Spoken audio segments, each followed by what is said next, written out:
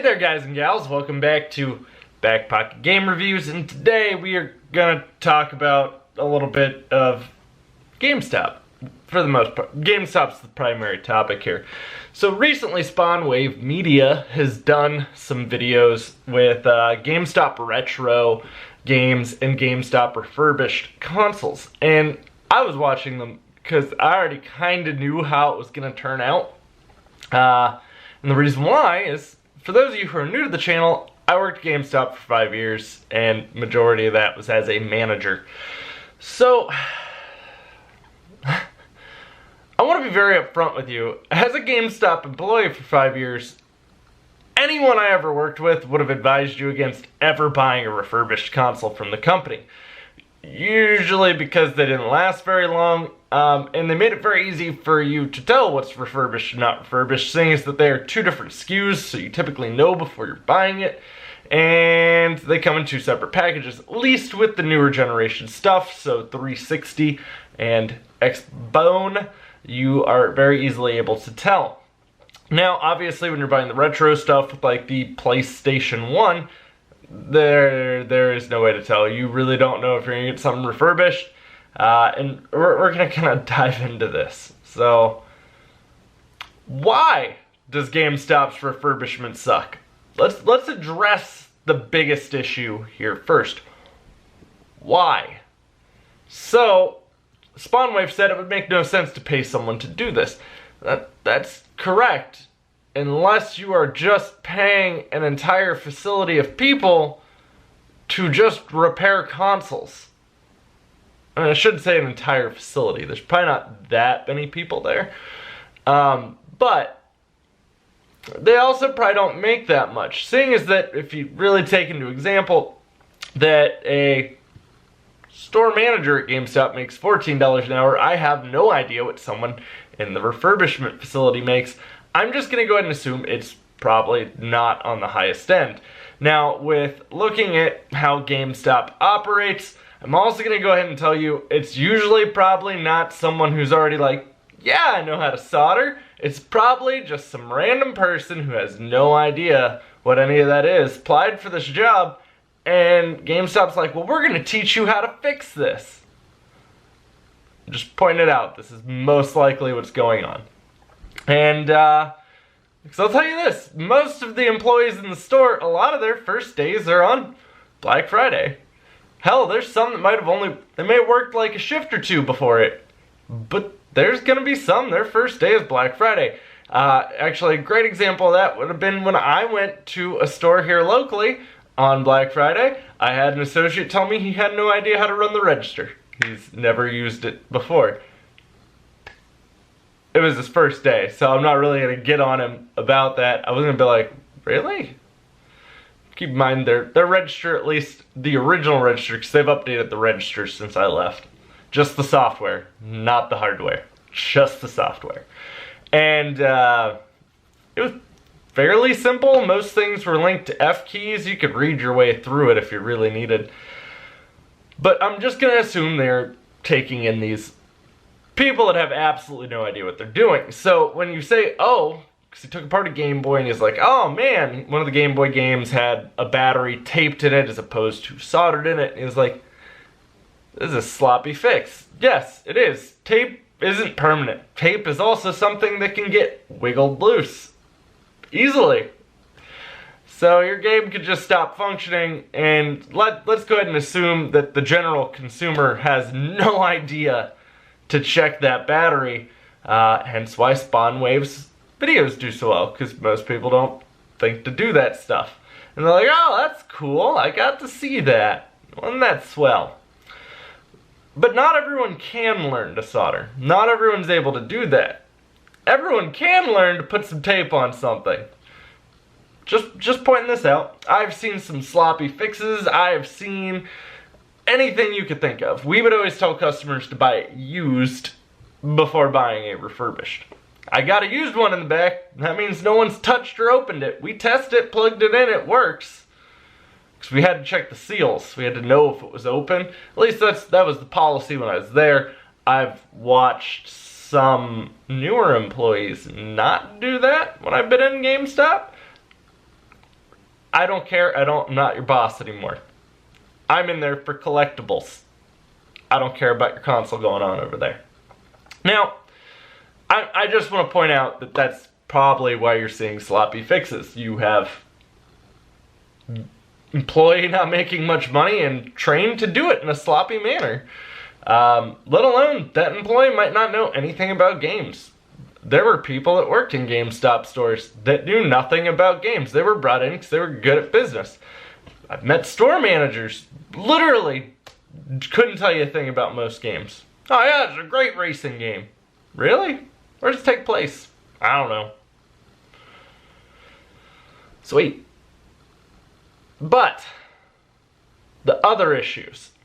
So one thing spawnwave did say in the videos is like, man, GameStop really upped their pre-owned controller game. They didn't. Here's the thing. You are at the mercy, when you order any of these retro things, you are at the mercy of whatever gets picked off those shelves. GameStop does not differentiate between quality of the product. That doesn't exist in their realm. There's no good, better, best, none of that stuff. But with controllers, a lot of you have heard me complain before about controllers and taking them in used and having to scrape off the finger cheese on this controller. If you don't know what finger cheese is, it's a very gross thing that comes off of your fingers. If you don't believe me that this exists, take like a nice little knife or an X-Acto knife right through one of the slides of your controller, right where the crease is. Some stuff's gonna come out. That's called finger cheese. Now, you get a sticky button. Part of the way we would typically try to fix that in the store would be we'd unplug the battery, make sure there's no battery getting to, or electricity getting to it, pour some electronics grade rubbing alcohol on it, and then smash the button until it comes loose again. And that does work sometimes. There are times where that works phenomenally on an Xbox controller. But the issue you run into is if the controller was taken by an employee, it is up to the employee to choose if the controller is good or not good. If it is not good, there's no defecting out a controller. Controllers weren't things we were supposed to send back at one point. They were things we just pitched. Now, I'm gonna go ahead and be willing to bet GameStop isn't taking apart controllers and probably fixing them. Yeah, they're probably just pitching them. Now, I could be wrong. Maybe the controller was a decent controller and they just decided to swap out a stick. But in my whole 5 years there, we were always told never to send a controller back. Ever. If it's dead, it's dead. That's it. It's game over. End of life for that controller. Which you would think that would be a relatively simple thing to fix, because you could buy kits on Amazon relatively cheaply to fix those, but I don't know if it's just the profit margin on the controller itself isn't enough. And I mean, we're talking about 360 controllers, because we didn't get a lot of retro games traded in at my store, and I'm going to be willing to assume most GameStops don't. GameStop just bought a whole bunch of mom and pop shops throughout the 90s and early 2000s. Well, honestly, probably sat on a lot of this retro stuff you're seeing today. And there is a lot of intricacies to retro. That's the other issue you run into with retro games could save GameStop. New games are going digital. You see GameStop's trades dying out because everything's going digital. Hence why they don't have as many Xbox Ones or PS4 games in store. We'll revisit that conversation eventually. But retro doesn't really ever go anywhere. You have things that might come into the market, like the NES or the SNES Classic. Not the PS1 Classic, because no one's going to buy that hot garbage. But these things can't really steal from the market. They're just going to appeal to the person who might not have really ever bought an SNES to begin with to really buy all these cartridges. But it could jumpstart the interest of someone getting into retro collecting. And this is still a very lucrative market, hence why you still see a lot of mom and pop shops striving and doing very well. That's because their market isn't, let me take on GameStop. Their market is that area that GameStop does not exist in. Because your difference here is I don't have to order from Warp Zone online. Warp Zone is a local game store I did a video on. If you're curious, you can find it on my channel. They're a retro game store. If I go to Warp Zone, I can then see the quality of the actual package. I can determine if I want to buy that one or if I'd rather wait and get a, well, nicer copy. And they do keep box copies, whereas it's very unlikely you're getting a box copy from GameStop. Seeing as that GameStop had me throw away every single box for the DS games. I didn't. I had a drawer. We had an empty drawer, and I just kept it full of anything that was rare, like The World Ends With You or Pokemon. I had the cases. So, not only that, but the other wider issue is, well, GameStop only has one way to get product. The stores. That's how you get the product for these used games. So if there is new retro games coming in, I really don't know how many people are trading in their retro stuff at GameStop. I really don't hear too much about it. And honestly, I don't feel that retro collectors probably respect GameStop. Whereas GameStop also doesn't respect them, so why should they? Why would you care at this point, right? But, as I said, a lot of employees, their first day is, well, you guessed it, Black Friday. So obviously GameStop's just world class at training their associates, right? So not only are the people in the refurbishment center not trained, I can tell you that no one I worked with knew how to determine if a game was a fake or not. No one. I know because I did know, and a lot of times I would be like, hey, why is there a fake copy of this DS game in the case? And not every fake is like super obvious. Sometimes you do have to do some digging to find out. But essentially at GameStop, you pop something in, if it turns on, it's good. That is what you were trained. How is the controller working? Did the buttons press? They have a thing that'll tell you if all the buttons pressed now. So I mean, at least you know that it's clicking. I don't know, that comes down to the person. Because I mean, I was really picky about controller trades. And a lot of that has to do with I don't want to scrape your finger cheese out of that controller. But granted, obviously, you know, you need used product because used product's one of the things they're grading your store on if you're not selling enough used product. And then you wind up with the one employee who does want to keep their job after the holidays, so he might just be like, yeah, I'm going to take this because I get credit for selling or getting more pre-owned. Getting trades part of what makes you look good. So you've got like a really hard scale to balance of, should I say no to this? Is this going to help me? Oh, this has a sticky A button? Yeah, I'll sell it to some kid. He won't know the difference. I didn't personally go that route. I didn't really like that route. But I also worked in a mall store. We didn't get a lot of trade because most people don't want to lug their stuff into the mall and be like, here you go. I'm gonna trade all this. Because, you know, you're gonna have to walk through like Sears or something like that, and Sears gonna be like, you stealing? That's kind of why a lot of people don't like trade in malls. Whereas if you go to a GameStop standalone location, I can go in with just like handfuls of stuff and no one's gonna look at me any the wiser until they have to scrape my finger cheese out.